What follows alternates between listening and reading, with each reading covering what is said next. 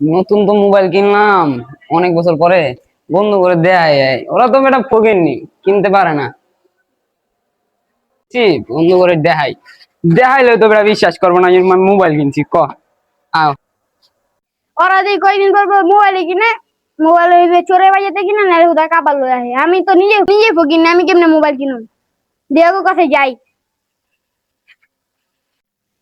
কিরে, তোর কি অবস্থা? রাসেলে দিয়ে করে তুই কিডনি কিনছে, মোবাইল কিনছ দেখি। আরে বেটা, মোবাইল কিডনি বেচে কিনবো না, দেখ এই মামা মোবাইলটা নতুন কিনছি। আমার বিশ্বাস হয় না তুই মোবাইল কিনতে পারছস। আমি এটা বিশ্বাস করতে পারি, কুত্তা বিরিয়ানি খায়। তুই তোর এই কিডনিটা দেখি। আরে আমার বড় না বেশি তোর নাই। বিচি বিচ্ছস। দেখ তোর পরীক্ষা করালে দেখলাম এই যে আমি ও মোবাইল কিনছি। এই মোবাইল চোরে বাজাতে কিনছ, আমি 100% শিওর তুই চোরে বাজাতে কিনছস। তুই তুই আমার বিশ্বাস করছ না মামা, আইফোন কিনছি। তুই তুই করছিস মাত্র আইফোন কিনছস। কোন বন্ধুতে দাম লাইছ যেটা কর তুই রাসেল আমার কাছে তুই লইছস।